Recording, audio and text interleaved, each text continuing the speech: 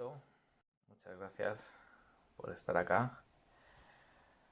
Hoy, bueno, pues un encuentro para seguir avanzando en la comprensión de este nuevo ciclo de I Ching de Lao Tzu, que, bueno, si recordaréis, en el anterior encuentro os había comentado que podéis darme dentro de los comentarios del vídeo, pues los versos del Tao Te Ching con los que os gustaría trabajar desde esta mirada. El otro día habíamos conversado de que vamos a hacer como esa unión de los versos del Tao Te Ching con, eh, bueno, pues algunos de los hexagramas que pudieran estar asociados al mensaje que encontramos en esos versos. Y así vamos a ir, bueno, pues tejiendo como un entendimiento o una comprensión de esos versos para, bueno, pues ir avanzando en nuestro propio autoconocimiento, para ir avanzando en esa percepción de la vida, en esas situaciones, en esos acontecimientos que todos vivimos y experimentamos, independientemente de las épocas en las que ocurran, de los escenarios, ¿no? Y de los personajes, bueno, pues que ahí se manifiestan para que esas experiencias adquieran vida a través de nosotros y de esta forma ir generando como esa, digamos, sensación interna o ese estado interno o ese estado de conciencia, esa contemplación de la que el taoísmo filosófico pues hace referencia. Es decir, que en este trabajo vamos a ir observando el mensaje del Tao Te Ching, vamos a ir observando el mensaje que podemos encontrar en diversos hexagramas asociados a esos, digamos, versos del Tao Te Ching, y ese trabajo de unión, ese trabajo de fisión, nos va a dar la posibilidad de adquirir ese estado de contemplación. Un estado de contemplación que ya no está vinculado a lo personal, es decir, qué me está ocurriendo en mi vida, cómo puedo hacer para que no me ocurra esto, cómo puedo hacer para que me ocurra otra experiencia, sino que vamos a ir poco a poco entendiendo que todas las experiencias que propiamente describen el I Ching pues forman parte de la vida. Esta tradición sabemos que bueno, pues no rechaza, no reniega ninguna de las energías o ninguna de estas situaciones que ahí se describen, y más bien lo que busca es la posibilidad de una adaptación a ese tipo de situaciones. Cuando vayamos profundizando en todo este trabajo, pues iremos viendo que el entendimiento de estas situaciones, el entendimiento de estos mensajes, el entendimiento, vamos a denominarlo transpersonal de la vida, hace que luego cuando vayamos a tener esas experiencias o estemos teniendo esas experiencias, el aspecto personal no tiene un grado de apego hacia eso que está ocurriendo. Y esto considero que es una de las grandes enseñanzas que nos puede dar esta tradición, que bien es cierto que para ellos, o para este pensamiento chino de la antigüedad, era algo natural. Recordaréis que en los primeros encuentros del I Ching de los Fanxi habíamos hablado de diferencias entre el idioma o diferencias estructurales en ese sistema de comunicación, ¿no? Que puede ser el habla, que tiene esta cultura china frente o versus las culturas occidentales. Habíamos hablado de que, por ejemplo, los verbos eran impersonales, que no habían, bueno, pues ciertas estructuras de conjugación en esos verbos, que no habían, vamos a decir, como ciertos pronombres posesivos, o que no habían, eh, bueno, pues esas diferencias que habíamos hablado en aquellas ocasiones y que pudiéramos investigar cada uno por nuestro lado para poder entender qué es lo que genera en términos psicológicos que utilicemos un sistema de comunicación u otro. Entonces, si no hay a la hora de hablar, no tengo, bueno, pues esos atributos que me dan a mí como papel protagonista de la experiencia, hace que automáticamente, en términos psicológicos y por consiguiente en términos emocionales, esa situación que estoy experimentando no la experimento desde un yo propiamente egoico como lo entendemos en Occidente, sino que lo experimento como conciencia, como testigo de esa situación que está aconteciendo. Entonces la experiencia pasa a través de mí o se manifiesta a través de mí. Cuando vamos a una expresión artística podemos identificar que, bueno, pues nos dejamos atrapar por esa energía que llamamos creatividad, comenzamos esa expresión artística y dentro de esa expresión artística identificamos que como parte del proceso hay una parte del proceso donde nosotros estamos ahí presentes con esa voluntad de este yo egoico del que estamos hablando y nos podemos atribuir a nosotros, por ejemplo, la preparación de la situación, la preparación del lugar, de las herramientas o los utensilios que vayamos a utilizar, pero una vez que el proceso creativo comienza, hay un grado de abstracción de eso que está ocurriendo. Y en ese grado de abstracción, de esa manifestación creativa, hay una parte donde ya ese yo egoico no puede atribuirse eso que está ocurriendo. Entonces uno pudiera decir que, bueno, pues esa magia, esa energía creativa o dadora de vida, nos ha atrapado, nos ha poseído y estamos manifestando a través de esa expresión artística, vamos a decir, la vida, la belleza, la armonía, el equilibrio. Entonces reconocemos dentro de ese contexto que no somos nosotros los que estamos escribiendo ese poema, no somos nosotros los que estamos pintando ese dibujo o esa pintura, no somos nosotros los que estamos bailando esa música y ni siquiera somos nosotros los que estamos tocando ese instrumento. Está ocurriendo, pero ese yo hacedor no se puede atribuir esa experiencia. Entonces ahí podemos identificar esta conciencia de testigo que está ahí presente, bailando con el instrumento, con la música, con la pintura, con la escritura. Está presente, pero no se reconoce en un primer momento como propietario de esa experiencia y tampoco se reconoce como hacedor de esa experiencia. Entonces uno puede identificar que forma parte de la misma experiencia.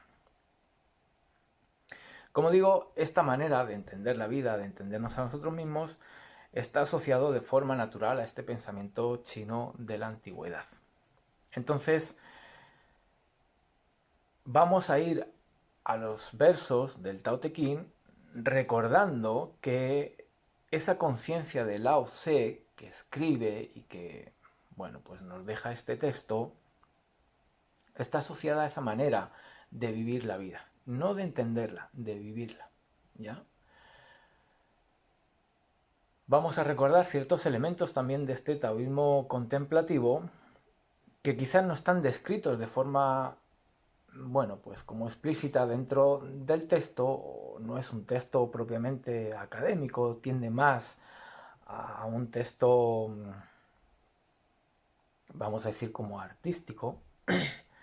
Entonces, aunque sí podamos rescatar aprendizajes, en sí mismo no busca darnos, como digo, una estructura académica, ¿ya? Para cómo incorporar esta mirada o esta visión del taoísmo contemplativo. Entonces genera una exposición de diferentes situaciones, donde describe diferentes personajes, donde describe diferentes actitudes, comportamientos, para que nosotros podamos, a través de esas imágenes o de esas situaciones que son descritas en términos, como digo, artísticos, pues podamos rescatar qué hay detrás de eso que es visible. Y esto es otro elemento que también este taoísmo contemplativo utiliza, vamos a decir, o propone como vía para esa conexión o para esa unión con el Tao. En esta tradición se dice que a través del visible podemos acceder al invisible. Yo puedo ver el flujo de las estaciones, primavera, verano, otoño, invierno, y a través de esta secuencia que se repite, puedo ver que hay un orden invisible que no se altera. Y después de una primavera hay un verano, que le dará continuidad a través del otoño y por consiguiente aparecerá un invierno. Pero nosotros podemos ver esa eternidad que puede estar descrita en uno de los hexagramas, ¿no? del I Ching, cuando habla del seguir o del continuar, utiliza esta imagen de las estaciones para hablarnos de que si bien es cierto que las estaciones cambian y tienen un principio y un final, a través de poder observar este mundo visible puedo entender que hay una eternidad y que hay un orden en ese invisible que ordena a este visible. Entonces puedo llegar a entender que algo hay en ese invisible que da forma o da estructura a este visible. Pero no intenta ir en búsqueda del invisible. El invisible se le revela, o el invisible en ese proceso de contemplación se manifiesta en un acto de concientización, en un acto de revelación, en un acto místico, en una experiencia sublime de conexión con esa unidad. Entonces no hay una búsqueda propiamente de ir hacia el invisible, sino que esa búsqueda va en relación al visible, y a través de esa contemplación del mundo visible es que el invisible llega a nosotros. Entonces, si es invisible es el Tao, y el Tao nada hace y nada deja por hacer, uno puede, a través de la contemplación del mundo visible, vamos a decir como ser paciente, o vamos a decir como tener la tranquilidad o la serenidad, la calma, la quietud o el silencio que proporcionen la posibilidad de, cuando es invisible, nos traspase, poderlo atestiguar, poderlo contemplar. Esto hace que, por ejemplo, pues no haya ideas dentro de esta cultura de reencarnación, porque ver a un animal y luego ver a un otro animal y poder decir que uno es la reencarnación de otro, pues es una creencia. Que no vamos a entrar en la discusión de si eso no es cierta, pero como modelo filosófico no establece unas bases en términos de creencias. Entonces, se contempla la vida desde esa imagen que podemos atestiguar a través de los sentidos y que estos perciben en este mundo visible, dándonos la posibilidad de acceder o de despertar en ese mundo invisible. Entonces de ahí que a la hora de trabajar con el I Ching y a la hora de unirlo a este Tao Te Ching, pues el acto o la intención que vamos a tener en todo ello es la de la contemplación, la de la reflexión, la conexión con una energía, la conexión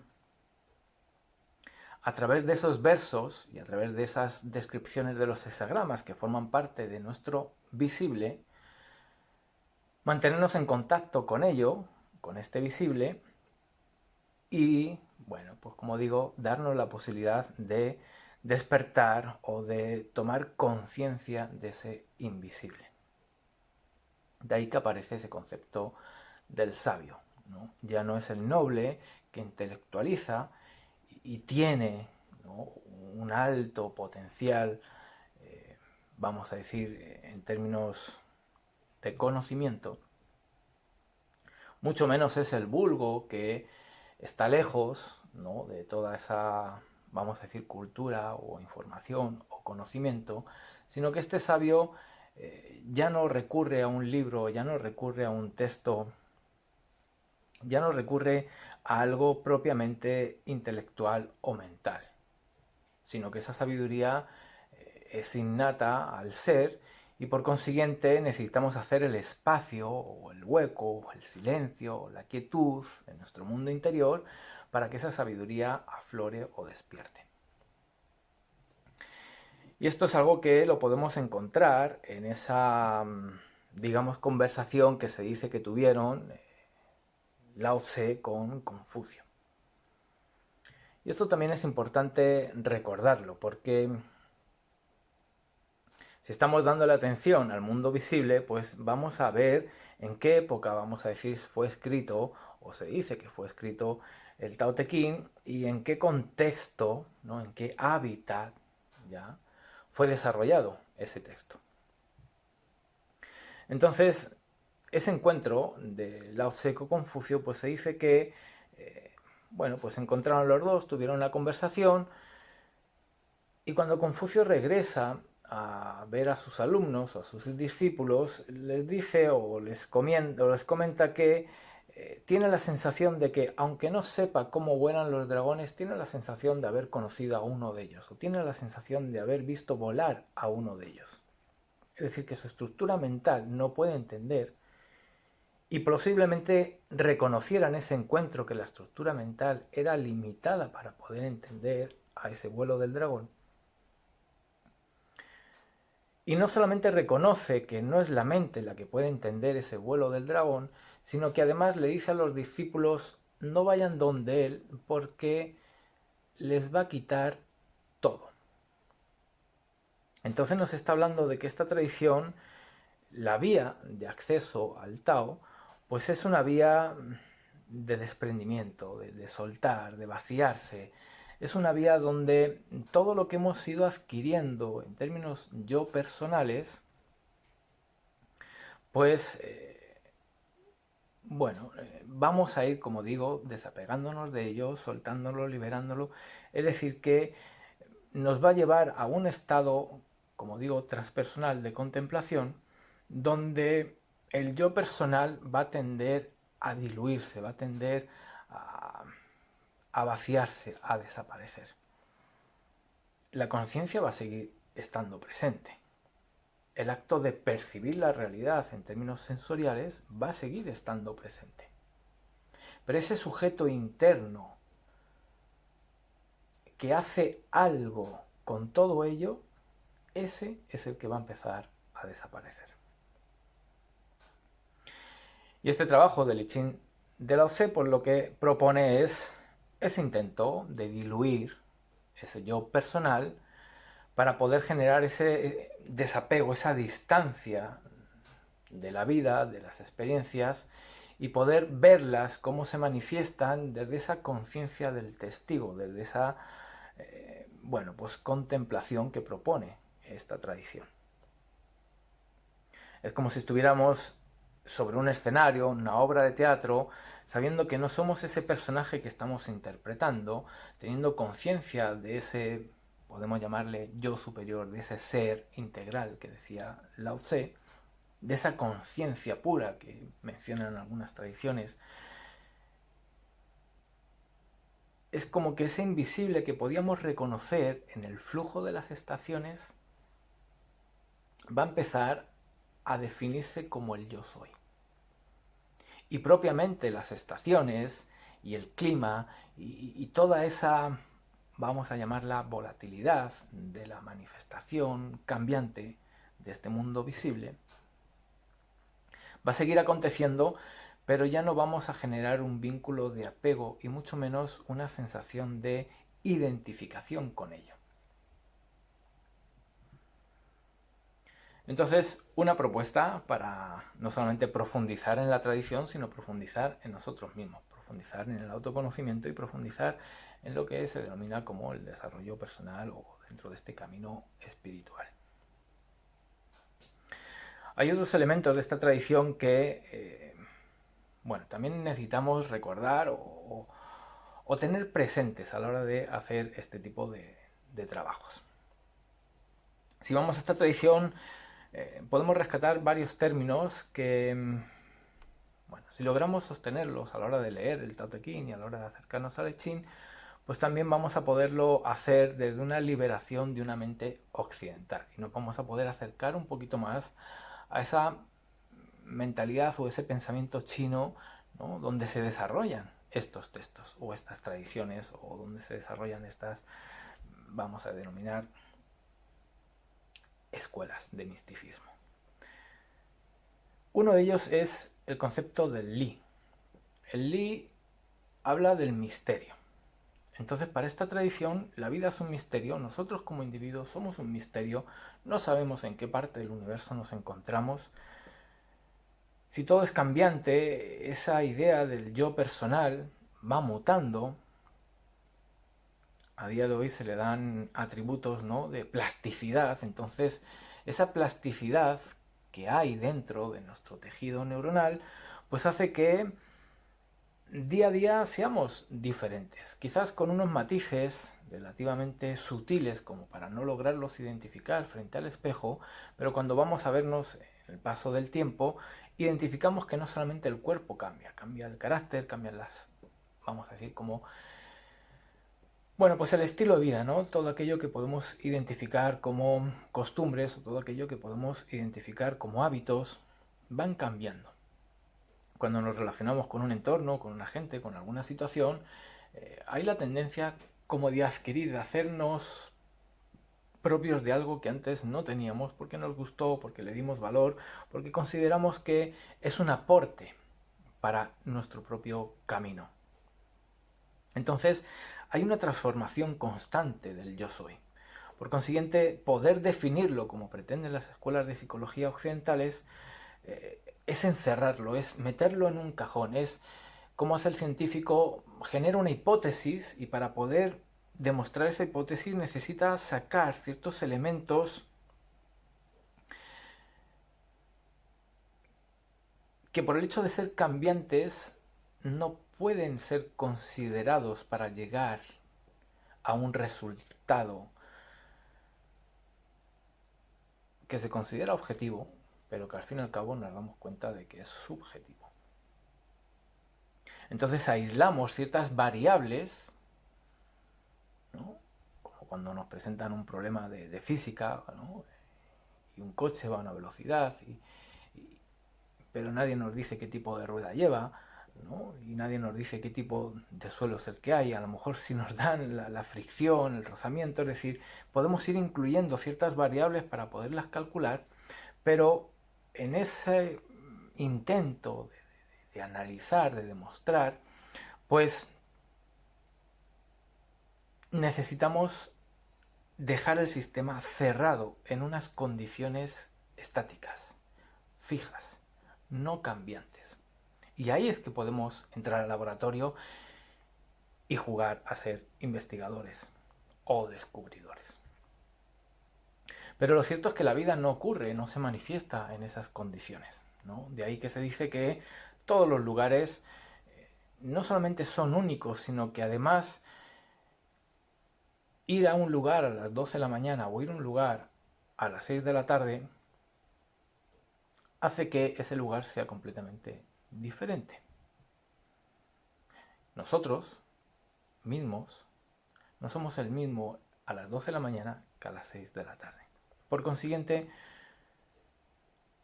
necesitamos aceptar que la vida es un misterio, necesitamos aceptar que nosotros mismos somos un misterio para poder liberarnos de esos marcos conceptuales que nos dejan encerrados, nos dejan encapsulados y nos limitan a experimentar esa diversidad, nos limitan a experimentar eso que es cambiante, es decir, eso que forma parte del invisible. Porque para poderlo contener, Evitamos hacerlo en una estructura visible. Y esa estructura visible, si ya vimos que estaba dentro de una invisible, si además de estar dentro de esa invisible, a esa estructura visible, la aislamos de ciertos elementos que no podemos, vamos a decir, registrar, pues entonces estamos creando otra estructura al interior de la que ya había de forma natural. Entonces nos damos cuenta de que hemos construido un artificio, hemos construido una especie de invernadero donde nos desarrollamos, donde, bueno, pues salimos al mundo, pero en realidad no salimos al mundo como tal. Salimos a esa estructura que hemos delimitado y hemos definido en ese marco conceptual. Entonces vivimos al interior, bueno, pues de una no solamente ilusión como plantean otras tradiciones, ¿no?, sino que vivimos, como digo, al interior de un artificio. Y ese artificio que primero se construyó en la psique, pues a día de hoy vemos cómo avanza y ya nos queremos proyectar con un avatar al interior de una estructura no orgánica, como pueda ser este tipo de plataformas, ¿no?, digitales, donde ahora ya sí podemos identificar cómo nos vamos encapsulando a nosotros mismos como conciencia. Entonces este taoísmo contemplativo lo que busca a día de hoy, en esta época, es liberarnos, romper esas estructuras artificiales y, como un primer movimiento, pudiera ser la aceptación de este misterio. ¿Qué ocurre? Cuando nos encontramos frente a este misterio, pues las tradiciones occidentales hablaban, ¿no?, de una lucha entre Dios, ¿no?, o entre el cielo y el infierno, como buenos y malos. Entonces esta conciencia, este pensamiento chino, esa creencia no la tiene. No considera que el frío sea malo, o no considera que una valla, una planta, un hongo sean malos, aunque me generen un grado de toxicidad que pudiera hacer que el cuerpo muriera. Pero es su naturaleza. Y en mi naturaleza se encuentra, vamos a decir, como la inteligencia de poder discernir entre esas propiedades, ¿no?, y poder comer esta valla y no la otra, porque sé que no es para mí. En la interacción no se construye equilibrio y armonía para el cuerpo. Pero no la considera como algo malo o maligno, mucho menos creado por un algo con una intención maléfica. No existe esa conceptualización de la vida. Entonces, cuando ese pensamiento se arroja a lo desconocido, al misterio, hay un grado de atracción porque vienen experiencias nuevas. Es ese aventurero, es ese viajero, es esa sensación de voy a experimentar algo nuevo y diferente, que sé que va a cambiar lo que yo era antes de esa experiencia y que me va a permitir no solamente conocer aspectos nuevos de mí, sino conocer otro aspecto más de esa totalidad. Entonces voy a integrarlo, me va a generar una expansión, me va a generar un crecimiento, me va a generar lo que pudiéramos denominar un proceso evolutivo. Entonces se vive de forma abierta esa experiencia. Mientras que en estas tradiciones occidentales, incluso de la misma India, a la hora de reconocer en términos teóricos, en términos de creencias, una lucha, una guerra entre buenos y malos, pues hace que cuando nos enfrentamos a lo desconocido, ya no hay un placer de esa sensación frente a lo desconocido, hay un temor, hay una inseguridad, hay una duda, hay una desconfianza, entonces empezamos a cerrarnos.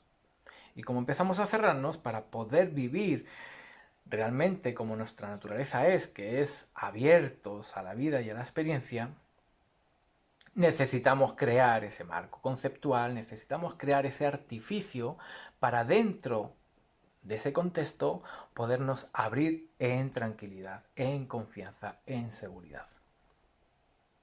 Pero no me abro con esas condiciones a la vida. Me abro a esta pequeña parte de la vida que yo he construido para generarme esas sensaciones. Entonces, cuando salgo de esa zona de confort que se denomina, pues esos miedos, esos temores aparecen, esas inseguridades se despiertan, el cuerpo se contrae y ya no logramos disfrutar de la experiencia. No nos gusta cómo es nuestro mundo interno en ese contexto y tendemos a rechazarlo, a intentar evitarlo. Entonces, bueno, pues como digo, una posibilidad para liberarnos de todo esto a través de esta contemplación y este trabajo que propone el I Ching de Lao Tse. Hay otro término que, bueno, pues está vinculado en lo que acabo de contar, que es el Te o el concepto de virtud, que no es la misma virtud que la de Confucio, que luego lo vamos a conversar. Pero la virtud de, en este caso, Lao Tse, pues lo que dice es que esas plantas que hablábamos antes, esas bayas, tienen su propia naturaleza y habrá unas que me den unos nutrientes y el cuerpo se sienta vigoroso y habrá otras que me den otros nutrientes y mi cuerpo tienda a perder esa vitalidad. Entonces habrá algunas plantas que yo considere comestibles y otras que no lo son, aunque a lo mejor haya otros seres que sí se las coman, microorganismos, por ejemplo.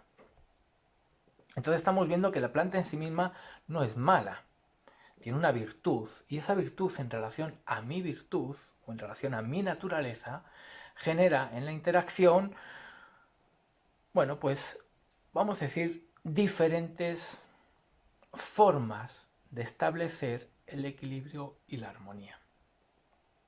Es decir, que el equilibrio y la armonía no se va a perder, va a cambiar de forma.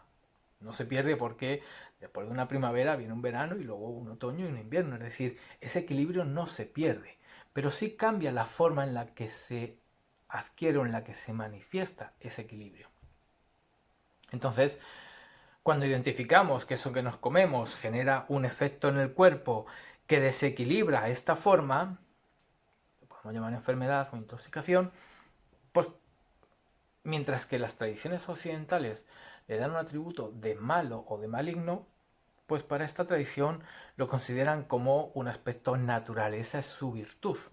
Yo puedo utilizar su virtud y ese efecto lo manejo y lo puedo convertir en una planta medicinal, porque tiene unas propiedades que mientras mantenga estos gramos, mientras mantenga esta posología, mientras mantenga una serie de condiciones, me ayuda a mantener un equilibrio. En el momento que yo esa virtud la saque de esta estructura, pues ya el equilibrio es otro.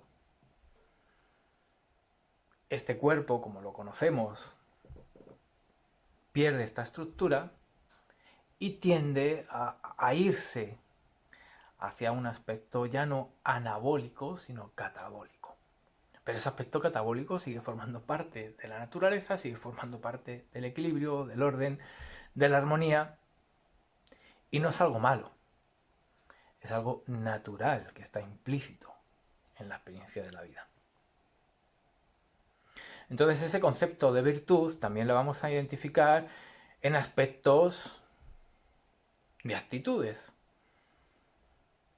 Entonces hablaremos, bueno, pues de aspectos de personalidad libres de esos juicios o esos prejuicios que a veces hacemos sobre ellos. Es decir, que podemos aceptar la mentira dentro de una conversación con un niño porque consideramos que la mentira puede ser la herramienta para proteger su salud o su equilibrio emocional. Pero en otros contextos la mentira a lo mejor no es la herramienta a utilizar y vivimos esa experiencia a través de la verdad, de la sinceridad, de la transparencia. Cuando hacemos este tipo de cosas, a veces sin darnos cuenta, pues logramos ver que en realidad la mentira y la verdad como valor ético o moral están sujetos a una serie de condiciones, a una serie de parámetros, a una serie de premisas que a veces son muy personales. Entonces, cuando vamos a esos marcos conceptuales para que todo tenga, ¿no?, ese grado de tranquilidad y nos podamos abrir, que es lo que buscan en las tradiciones occidentales, pues se dice que, en términos absolutos, no mentirás. Pero ya el mismo hecho se pudiera considerar pues un absurdo, en el sentido de que la mentira forma parte de la naturaleza y podemos ver múltiples animales que se camuflan, que cambian los colores de, de su piel, incluso la luna, la que nosotros vemos, ni siquiera es su propia luz. Entonces, el concepto de mentira bien pudiera ser, en términos de filosofía, en términos a la hora de reflexionar sobre ello, pues bien pudiera ser cuestionada y bien pudiera ser evaluada con otros criterios. Entonces veremos dentro de, bueno, pues esta virtud que propone esta tradición, ciertas situaciones que describe Lao Tse desde una mirada donde lo que busca en el texto es dejar como una especie de manual, un manual para acceder al Tao. Es decir, él habla de la virtud, hay una parte del texto que se relaciona con la virtud y otra parte del texto que se relaciona con el Tao. Sabemos a día de hoy que ha habido en diferentes, digamos, como excavaciones arqueológicas, que se han encontrado textos o copias de este Tao Te Ching y que el orden de los versos cambia. A veces aparece el primer libro, el Tao, y después la virtud, y en otras versiones encontramos primero la virtud y luego el Tao.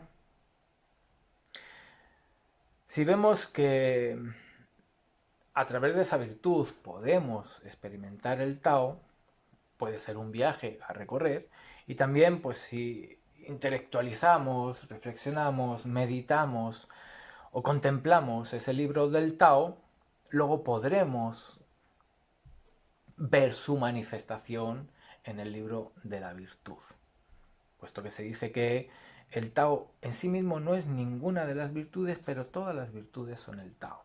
Ahí hay un juego, ¿no?, de palabras para poder entender de que no es que una sea y la otra no. Todas lo son. Todas son diferentes, vamos a llamarle, rostros o caras de ese Tao. Y cada una de ellas tiene un contexto que de forma natural genera equilibrio y armonía. De ahí que lo vamos a unir este texto del Tao Te Ching con el mensaje del I Ching, porque cuando observamos el texto del Tao Te Ching, a veces el mensaje, entre comillas, pero pudiéramos decir que se queda como de forma superficial. Y parece que nos está dando a entender algo, que cuando accedemos al I Ching empezamos a encontrar matices de ese algo al que se refería ese verso del Tao Te Ching. Y en esos matices empezamos a adquirir una comprensión de en qué situaciones, a la hora de manifestar esa virtud va a tener esos diferentes matices, por consiguiente se van a crear diferentes situaciones, siendo que la energía o siendo que el movimiento del invisible es el mismo, pero en este visible se manifiesta de forma distinta. Entonces un trabajo, como digo, bonito a la hora de, bueno, pues unir o tejer estos dos textos para ver esa virtud desde otra perspectiva, sabiendo que, bueno, pues no vamos a descubrir todas las leyes, ¿no?, o todas las reglas o normas que rigen ese invisible. Va a seguir siendo un misterio, pero quizás podamos acceder a pequeñas partes que antes formaban parte de ese invisible y que ahora podemos reconocer en este mundo visible. Es decir, las podemos atraer. Y en esa, digamos, relación amorosa, pues no solamente nosotros vamos a generar una atracción de ellas hacia nosotros, sino que en este trabajo de reflexión, de contemplación, también esas leyes o normas, es decir, ese invisible nos va a atraer a nosotros hacia él. De ahí que va a haber pues una consumación y un estado después de la consumación. Es decir, que podemos observar un proceso antes de la consumación y a la hora de madurar en toda esta iniciativa podemos experimentar un proceso después de la consumación. Ahí la experiencia mística, bueno, pues del individuo será única, siendo que para todos en ese invisible está la posibilidad arquetípica de experimentarlo. Así es que aquí una puerta o una manera, una vía de acceso a esa experiencia. Aparte del té como virtud y aparte del li como misterio, vamos a, bueno, pues a entender que el texto, como decía, ¿no? A la hora de ser escrito, pues intenta dar un manual, pero ¿a quién se lo intenta dar o a qué o para qué se lo intenta dar? Sabemos o se dice que se estaba marchando Lao Tse, que llega a una frontera, que curiosamente es dirección occidente, es decir, a la puesta del sol, y que bueno, pues para dejarle pasar le piden este texto como sus enseñanzas y que nos deje algo para, en este mundo al que estamos perdiendo esa contemplación, que nos pueda servir para sostenernos o recuperar, es decir, ayúdanos a retornar al Tao. ¿Y esto por qué ocurre? Como decía, pues cuando llega, en este caso Confucio, esa conversación y demás, pues vemos que hay una influencia en este pensamiento chino de ciertas creencias con raíces, en este caso occidentales, ya sea la India o ya sea todas las tradiciones monoteístas de Medio Oriente, pero se identifica esta relación de buenos y malos y por consiguiente en ese juego identificamos aspectos en nuestro interior que son buenos y malos y aparece el juego existencial, ¿no? de avanzar, de evolucionar, de crecer, en el sentido de liberarme de todo aquello que es malo para poder rescatar todo aquello que es bueno. Entonces, Confucio se lo lleva a un extremo donde esos eventos naturales, como pueda ser un terremoto, pues estaban provocados por esos aspectos malos o inferiores del ser humano y del colectivo, de la sociedad. Es decir, que si había una sequía o si había una plaga y se perdían las cosechas, eso se había manifestado porque el ser humano no estaba unido al Tao. Entonces había, ¿no?, que recuperar esa conexión y todo un contexto, vamos a decir, académico, que luego va surgiendo a las escuelas de alquimia y va dando la posibilidad a la apertura de un tai chi o de ciertas prácticas que cuando leemos los textos de los místicos taoístas, todos los místicos taoístas se reían de estas propuestas, de estas iniciativas. Pudiéramos hablar del por qué, ¿no?, esa risa, como lo hemos denominado en el grupo de Alquimia Dorada, de ese místico curado. ¿Por qué esa risa está ahí? Cuando los veía meditar, cuando los veía esforzarse por alcanzar el Tao. Es decir, estaban intentando llenarse de algo. Y como habíamos dicho al principio, esta tradición lo que busca precisamente es vaciarse de todo eso, porque a la hora de vaciarse de lo que es artificial, lo natural está ahí. No tengo que ir a buscarlo a ningún lugar. Ya soy eso. Entonces hay una concientización de lo que soy como ser. Si me libero de todo aquello que no soy. Entonces los caminos, vamos a decir que son, o pudieran serlo, complementarios, ¿no?, pero desde esta mirada occidental pues son antagónicos. Y ese vaciarse, como en Occidente aterroriza porque significa que no soy nada, que no soy nadie, que no hay importancia, no hay valor, pues no se busca. Porque hay un entendimiento del concepto con una connotación negativa. Frente que para esta tradición el vaciarse era regresar a ella, a su vacío, a su útero, a esa hembra misteriosa donde todo ocurre. Entonces, si todo ocurre en su interior, pues ese interior no puede estar lleno. Y los científicos lo demuestran cuando ven que, por ejemplo, en el átomo, pues lo que predomina dentro de ese átomo es vacío. Aquí estamos, ¿no? En la casa y sí, hay paredes, hay objetos, pero lo que predomina es vacío. Entonces, la tradición busca ese vaciarse. Que como era un aspecto natural de estas tradiciones, pues no tenían que hacer algo para vaciarse. En sí mismos ya eran ese vacío, ya eran ese silencio, ya eran esa quietud, esa serenidad, esa calma, esa paz interior, ya eran eso como naturaleza.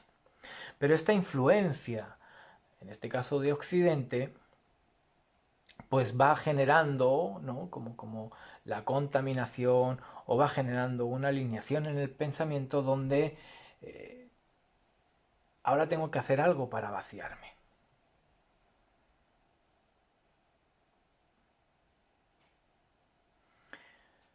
El hacer lo vamos a dejar nosotros en esta reflexión, en esta contemplación. No tanto un hacer mental y tampoco un hacer corporal. No sería para todos. Es decir, que el que no tenga condiciones cognitivas para poder entender algunos procesos o algunos conceptos, o le estaríamos limitando, le estaríamos impidiendo a esa realización. Si hay una condición física que no pueda realizar ciertas posturas o que no pueda realizar ciertos movimientos, lo estaríamos impidiendo, le estaríamos limitando el acceso. Entonces no sería algo que pudiéramos decir válido para todos.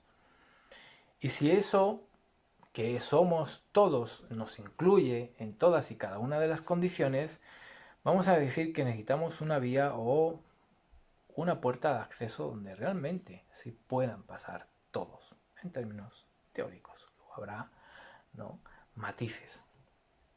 Entonces, la contemplación es ese estado de presencia de nuestra conciencia, ¿ya?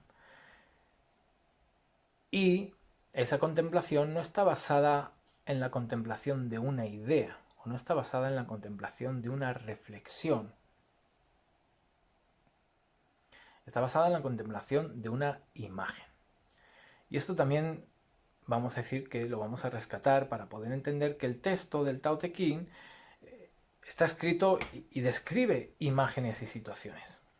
Describe imágenes y situaciones que nos van a sugerir una reflexión, una idea, de hecho que son ideogramas, se le llama, ¿no?, a esa caligrafía o a esa escritura china. Entonces es la idea que surge a través de un grafismo, una imagen. El I Ching también tiene sus imágenes y en relación a esa imagen se le da un entendimiento, se le da una definición arquetípica que está representada a través de esa imagen.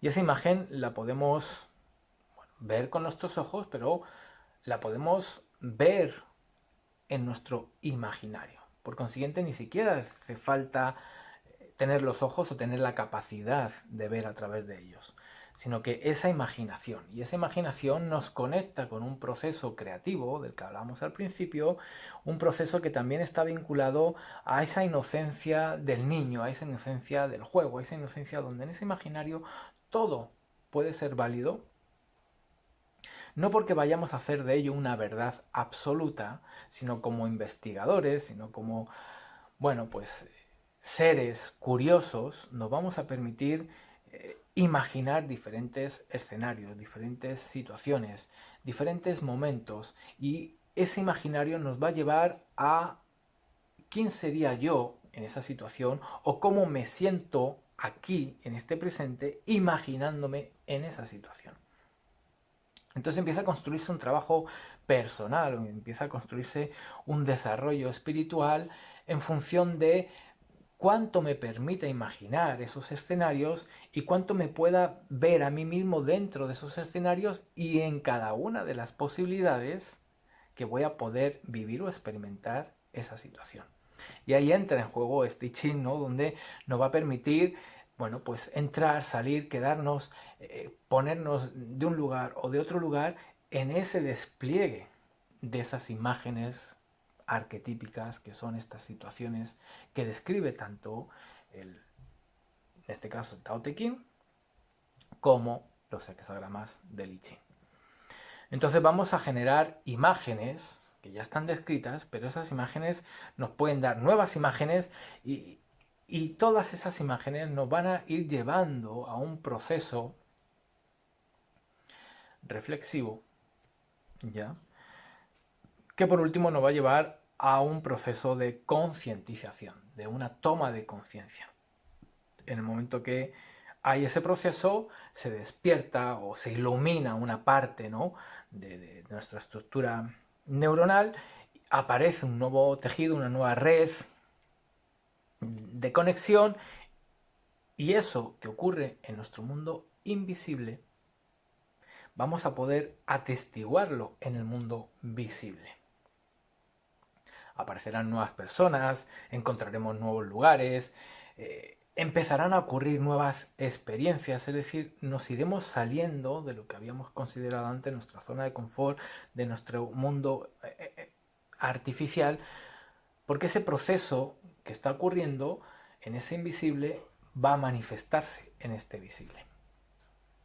Y como ese proceso de contemplación va a ser sostenido, pues vamos a poder identificar en este visible cómo se ha manifestado este invisible. Entonces, a la hora de verlo en el visible, nos va a volver a estimular en nuestro mundo invisible, y ahí empieza a fluir un tipo de energía, un tipo de experiencias que son los que van a dar, ¿no?, como esa bueno, pues efervescencia que tiene la vida, es decir, ese burbujeante que tiene el vivir en el instante. Ese es el trabajo general o arquetípico que propone este nuevo ciclo, ¿ya? Os comentaba de que había esa diferencia, ¿no?, entre Lao Tse y Confucio. Entonces Confucio lleva ese pensamiento, ¿no?, de Occidente, se empieza a infiltrar en China porque hay como la promesa de alcanzar la iluminación según los budistas, o el paraíso según los cristianos. El caso es como que lo que tú tienes está bien, pero no es lo verdadero. Lo verdadero está más allá de todo esto, y empieza como a infiltrarse ese tipo de pensamiento. Entonces empieza a haber gente que empieza a creer en esas creencias, ¿ya? Y empieza como a dejar de ser natural el vivir en ese vacío, se empieza a llenar con ese tipo de creencias, y por consiguiente esas creencias nos llevan a un estilo de vida distinto al que había. En ese contexto es que aparece el texto del Tao Te Ching, ¿no? Entonces describe situaciones de gente, de personas, donde no se vive de forma natural, si lo entendemos en esa, vamos a decir, como sociedad antigua que describe Lao Tse.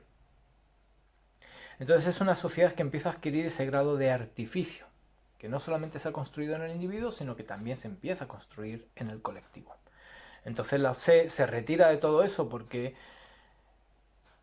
digamos que lo encapsula, lo encierra, lo limita, en realidad le deja aparentemente vivo, pero él reconoce que dentro de esa vida hay una muerte. Y es una tradición que la vida la entendía de forma eterna. No había un final. Luego esto se intenta recuperar a través de esas escuelas que decía, ¿no?, de alquimia interna, y aparece ese concepto de la inmortalidad, pero ese concepto ya estaba instalado en no solamente Lao Tse, sino todas las tradiciones anteriores que habíamos denominado, ¿no?, que venían formando parte de estos Fanxi. Entonces era un concepto tan natural que ni siquiera se mencionaba. Era tal la obviedad que ni siquiera hacía falta comentarla. Luego sí necesitamos ir a rescatarla, porque en ese periodo de tiempo la hemos perdido.